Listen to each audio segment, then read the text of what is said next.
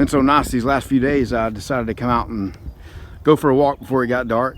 I don't know if you can see, maybe way in the background. Let me zoom and see the lake. You can kind of see it there. But anyway, it's about a mile from where I am to the lake. You see the cows there. Sometimes they come to me, and then sometimes they run away from me. They don't know if they're afraid. They don't know if I'm feeding them. But now you see they've gotten spooked. They're turned around and headed off. Well, as you can see, we had some rain. And there's a high spot right in there that needs to be taken down. And the guy that did the work for me came over and checked it all out. So when it gets dried out, he's going to come back and do a little bit more work on it and see if we can get this to run off out to that little road out there. There's a ditch. So anyway, it's about 5 o'clock here, and you're hearing all the traffic, people going home, whatever. But I mean, things, you know, driveway's held up pretty good. Here's a spot here that has gotten down to the base. So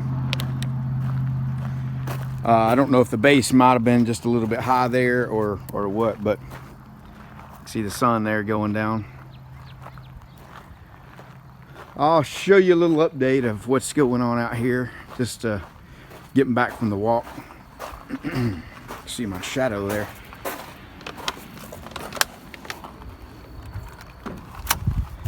Like I said, we had the rain, and I didn't really do anything about the water yet. I've not been even over here. I've just been working in some other places. I've still got to get that awning built above that door so the water doesn't hit that.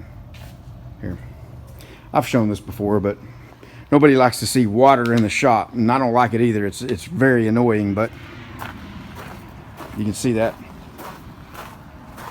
landing right there, and the water, it either, you know, if it's a driving rain coming in, or like I said, my gutters are full, and you can see probably can see the, you know, the staining where the water just runs over it when it rains hard. And then, you know, and sometimes you get a driving rain where the rain just rains right up against this door driving in from that way. You don't get that too much, but as long as it doesn't rain hard, you don't get that. Just a little light rain or even a medium rain. But when it comes a downpour, yeah, anyway, so it is what it is. Let's see. One of the things I'm trying to do is get a little bit more organized. Can you see how organized I am?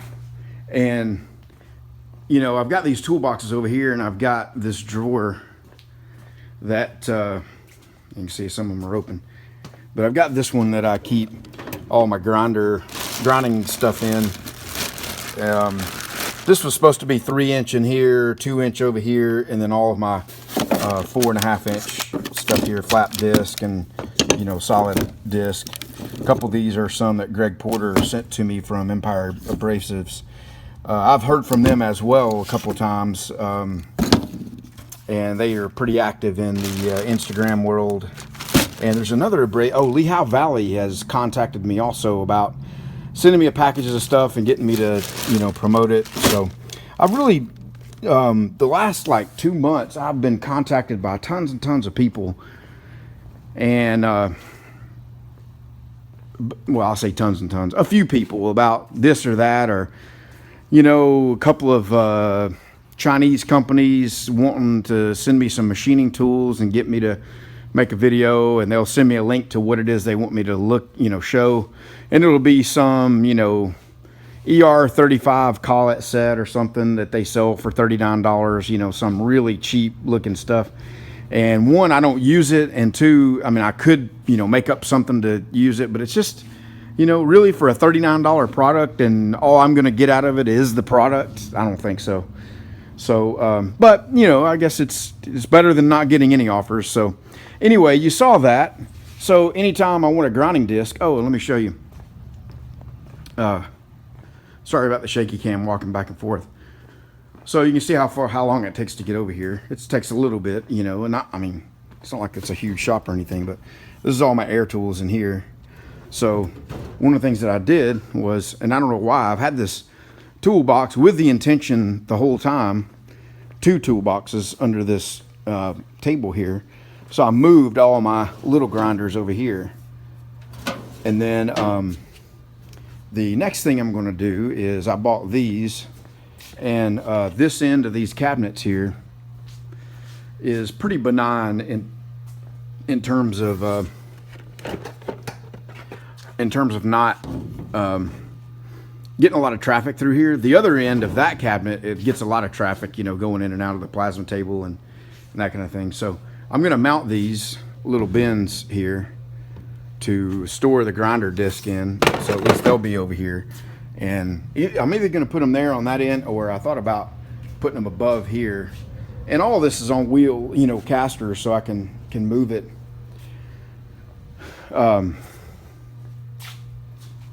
So, and I had just gone on eBay and purchased a few lots of some different things. I've used one of these before, and it would never stay on my grinder too well. It's a little 2-inch, you know, Rolock style flap disc.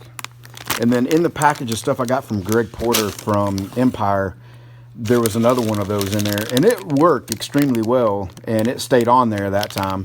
So I went ahead and got a package of those, and you know, 80 grit and 120 grit is what I use the most. So I think this was a lot of 200 of the 120 grit, and I used those. No, I'm sorry, it was a lot of the 80 grits, 200 of the 80 grits, and then I think I bought like 50 of these. I use these right here for the flags to create the swirls. The 120 grit seems to leave the right depth, you know, speaking of that, the right depth. And I ended up making another one of these, and so I got this one ready for Rudder, but I don't know if I'm going to be able to ship it to him or not. I got to check on shipping to Germany, and it may be cost prohibitive to do that. This is a reject. This is a cowboy star that a high school friend of mine paid me for, and I made, and I got ready to ship it, and it got returned to me because I did ship it via flat rate, and I can't remember why they it isn't a flat rate box, and I didn't ship it flat rate is what it is, but they returned it. I don't know why they did it, so I'll have to actually, you know what, I tried to ship this on FedEx, so they struck the person's name out that I was sending it to and returned it to me. So I gotta take this back to FedEx tomorrow. I don't have a pickup for FedEx. The only thing I get a pickup for and can do the automated labels for is USPS. So anyway, I'll show you this real quick. I started working on something here for I want to come up with a you know, this is, everybody knows what this is, the Swag off-road mini chop saw. I'm sorry, not mini chop saw. Mini chop saw is what I'm working on. This is the Portaband, you know, stand for vertical bandsaw. You know, and they sell a lot of these kits, and you know, and I think they're 99 bucks, or they may be more than that now. When I bought mine, they came in bare steel. You can see this one's gotten some rust on it, flash rusted a little bit, which is, you know, no big deal. I mean, I could clean it up pretty easily, but I don't use that anymore, really. I mean, every rare once in a while I will, but for the most part, when you have that big guy, you don't really need this one. So what I'm working on is I want to come up with my own stand, my own version of that, but it's actually going to be dual purpose. It will have an ability to be mounted like a chop saw. You know, they make a chop saw version of this.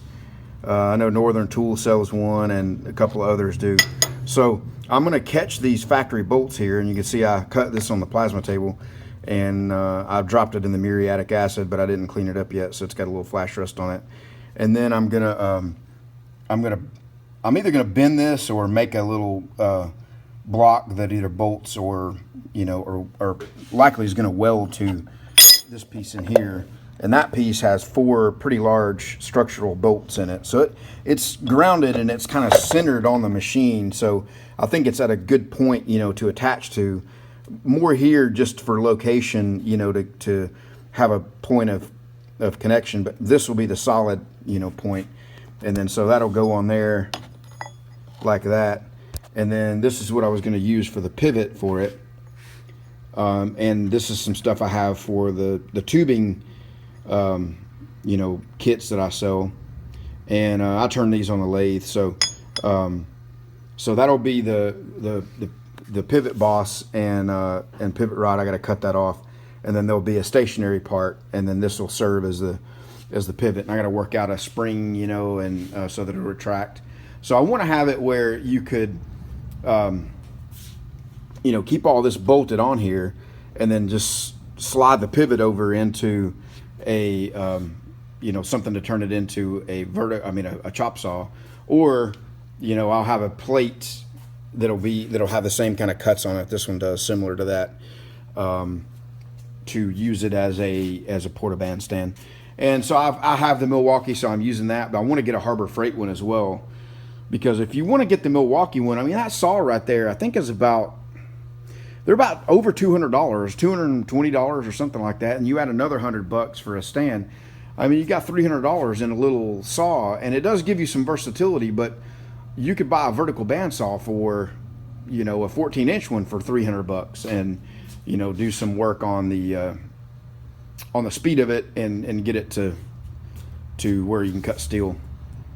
So anyway, and then here's another little project I'm working on. I'll have a full video on this coming up, and I'm just using some stuff I had around the shop here, some skateboard bearings that I pressed in there, and this is bolted down, you know, 5/8 inch little stub on it, and I don't have it tight, but it's bolted down from underneath the table.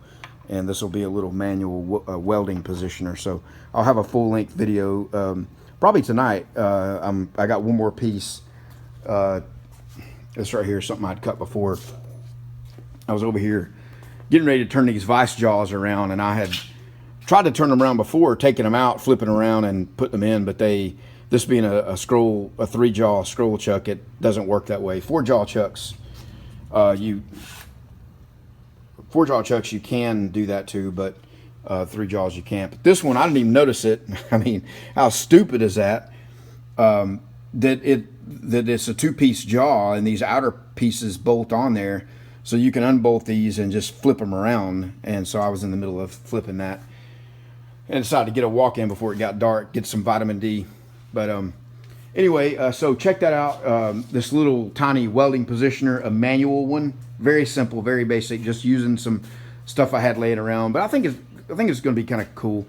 But I have a few different round things I need to weld, including that, and you know, so we'll see how that works. All right, guys, this got really long really quickly, and so thought I'd just make a video on the Oldbarn Homestead channel. We'll see you.